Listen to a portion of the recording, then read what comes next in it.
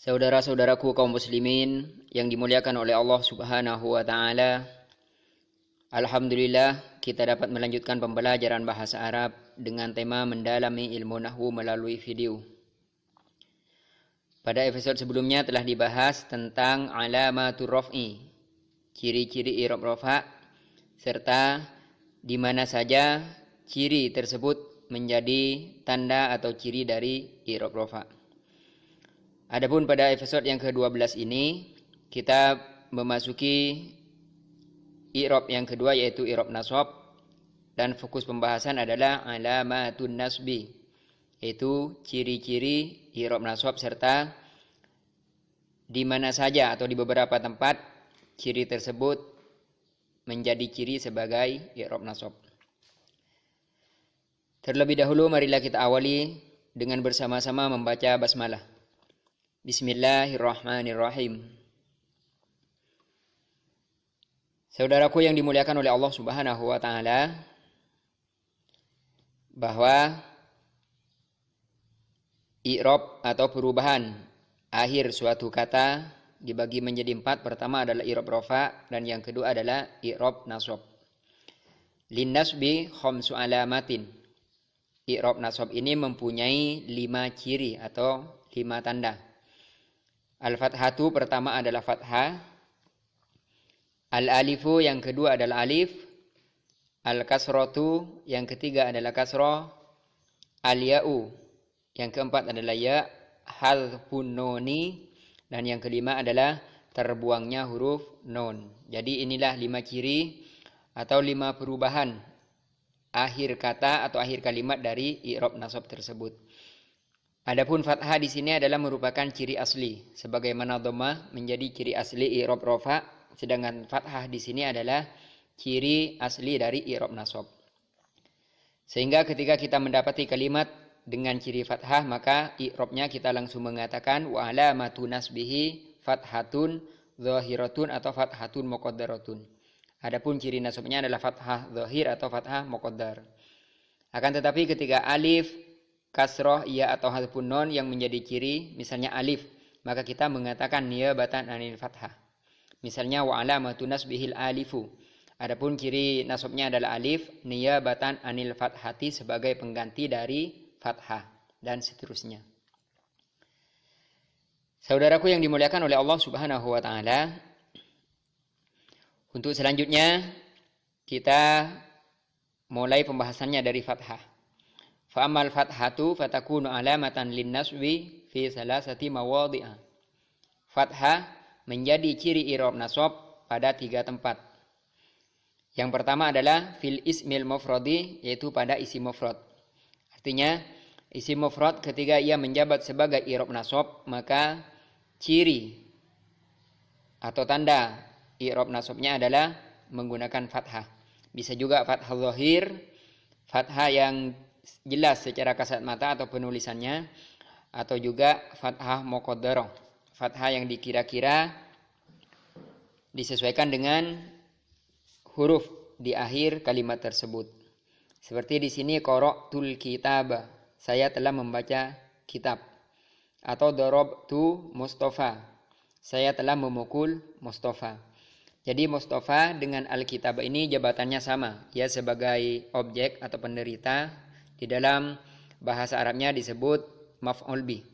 Jadi salah satu jabatan kalimat yang menjabat sebagai i'rab nasab adalah apabila dia sebagai maf'ul bih atau sebagai objek di dalam kalimat tersebut.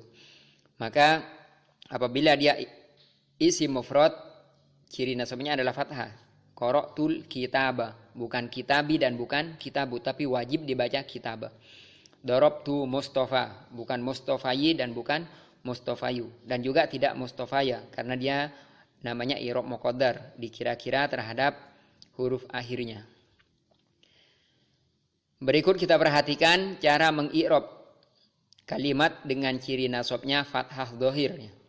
Seperti qara'tul kitaba, saya telah membaca kitab. Wa i'rabuhu, adapun i'rabnya qara'tu fi'lun madin.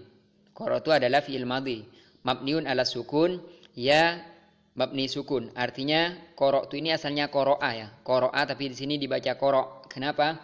Littisalihi bidhamiri raf'in mutaharrikin. Karena qara'a ketemu dhamir rafa' mutaharrik, yaitu ketemu tu. Wa ta'u adapun ta' dhamirun barizun muttasilun adalah ia sebagai dhamir bariz, dhamir yang jelas, yang nampak, muttasilun dan bersambung dengan lafaz qara'a. Jadi dibaca sekali qara'tu. Mabniun ala dhammi, ia mabni dhamma. Dibaca tu fi mahalli raf'in, dia berada di mahal rafa' atau di i'rab rafa', fa'ilun sebagai fa'il. Jadi tu ini adalah sebagai fa'il di sini ya. Isim dhamir pengganti dari ana. Qara'a membaca, tapi ketika qara'tu saya membaca. Al-kitabah, nah di sini adapun lafaz al-kitabah maf'ulun bihi, dia adalah sebagai maf'ul bi, sebagai objek. Mansubun, karena dia sebagai objek maka dia dinasabkan. Wa alamatu nasbihi fathatun zahiratun fi akhirih, adapun ciri nasabnya dari al-kitabah fathatun zahiratun fi akhirih adalah fathah zahir pada akhir lafaz al-kitabah. Jadi inilah salah satu contoh cara mengi'rab. Kemudian fathah menjadi ciri i'rab nasab yang kedua, yaitu fi jam'it taksir, pada isim jamak taksir. Apa itu jamak taksir? Telah dijelaskan sebelumnya pada video sebelumnya bahwa jamak taksir adalah isim jamak yang bentuknya tidak beraturan ya. Perubahan dari isim mufrad ke jamak taksir itu tidak beraturan. Jamak taksir adalah isim jamak yang berubah dari bentuk mufradnya. Seperti di sini ar-rijala usara. Ra'aitur rijala, saya telah melihat para lelaki. Jadi jamak taksir ini sama dengan isim mufrad. Tanda nasabnya adalah fathah. Ra'aitur rijala atau ra'aitu usara. Saya telah melihat para tahanan. Jadi ar-rijala ini jabatannya tadi sama dengan al-kitabah. Dia juga i'rab nasabnya dengan fathah zahir. Adapun ra'aitu usara ini adalah fathah muqaddarah, fathah yang dikira-kira, tidak dibaca usaroya atau usaroa. Kenapa? Karena dia berakhir dengan huruf illah ya. Jadi pada video yang pertama tentang pelajar ilmu nahwu telah dijelaskan bahwa huruf mabani itu ada dua, huruf shahih dan huruf illah.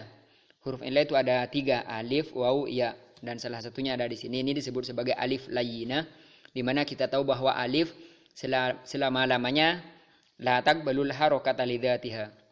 Alif itu tidak pernah menerima harakat selamanya, karena memang begitulah alif, sehingga tidak dibaca usaroya atau usaroa, tapi dibaca usaro atau mustafa dan seterusnya. Saudaraku yang dimuliakan oleh Allah Subhanahu wa taala, selanjutnya fathah menjadi ciri i'rab nasab yang ketiga, yaitu fil fi'lil mudhari'i idza dakhala alaihi nasibun wa lam yattasil bi akhirih syai'un. Yaitu pada fi'il mudhari yang dimasuki amil nasib ya. Amil nasib di sini adalah lan, an dan seterusnya. Lan dan saudara-saudaranya. Serta fi'il mudhari tersebut tidak bertemu dengan sesuatu. Apa yang dimaksud sesuatu itu telah dibahas pada video sebelumnya, yang dimaksud sesuatu kemarin. Jadi contohnya di sini la yadriba Muhammadun. Artinya Muhammad tidak akan memukul. Jadi asalnya yadribu di sini ya. Sebelum ada lan, di sini bacanya yadribu. Tapi karena ada lan maka dibaca yadriba. Tidak boleh yadribi dan tidak boleh yadribu. Wajib dibaca yadriba karena ada lan. Sehingga lan ini disebut amil ya. Disebut amil nasib, adalah amil, dia yang punya kekuatan untuk merubah harokat kalimat setelahnya, yaitu menjadi fathah atau menjadi i'rab nasab. La yadriba Muhammadu. Adapun saudara-saudara lan ini atau yang kita sebut dengan amil nawasib, insyaallah nanti akan disebut pada babnya tersendiri. Ini hanya sebagai contoh, jadi pengaruhnya amil nawasib an atau lan dan saudaranya ya seperti ini. Asalnya yadribu menjadi yadriba. La yadriba, lan harfun nasbin, yadriba fi'lun mudhari'un mansubun bilan wa alamatun nasbi fathatun zahiratun fi akhirih. Saudaraku yang dimuliakan oleh Allah Subhanahu wa taala, jadi saya ulangi kembali, saya simpulkan bahwa i'rab nasab memiliki 5 ciri tanda baca atau perubahan di akhir.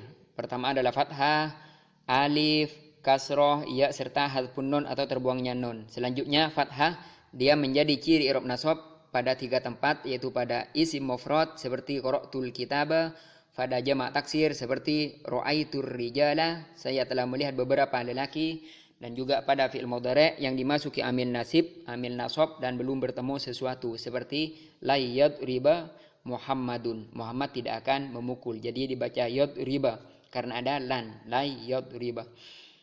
Baiklah saudaraku yang dimuliakan oleh Allah Subhanahu wa taala, terima kasih karena telah mengikuti pembelajaran sampai akhir. Mudah-mudahan menjadi tambahan ilmu yang bermanfaat untuk kita semua, dan jangan lupa video atau pelajaran yang telah berlalu dimurojaah kembali, karena ada pepatah mengatakan setajam apapun, sebagus apapun besi dari pisau yang kita miliki, apabila tidak diasah maka lama-lama dia akan berkarat dan akan tumpul kembali. Sehingga begitu juga dengan kemampuan kita dalam mengingat sesuatu. Apabila materi yang telah kita pahami, kita telah pelajari di depan, kalau kita tidak murojaah, tidak dilihat-lihat kembali, maka khawatir dengan berjalannya waktu kita akan lupa, ya, akan lupa. Oleh karena itu maka jangan lupa murojaah, dan semoga kita bisa mengikuti video-video selanjutnya sebagai bagian dari usaha kita untuk memahami ilmu Allah Subhanahu wa taala. Sekian, terima kasih. Walhamdulillahi rabbil alamin.